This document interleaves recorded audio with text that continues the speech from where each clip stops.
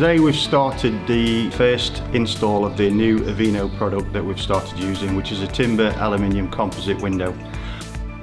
I went over to Austria to do full training for the installs and to show our guys on the new Avon project which we're on now.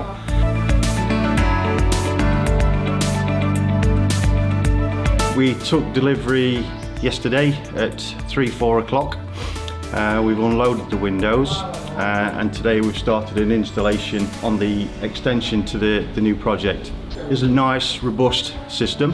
It's got a timber detail insert on the internals and it's got a colour-coded external aluminium.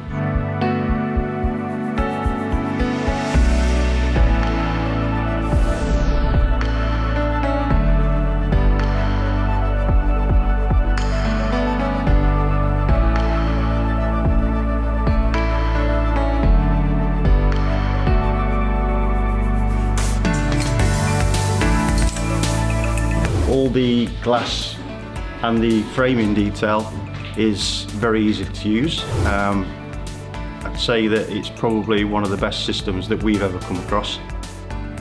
It's nice to be able to use a good quality timber aluminium composite window.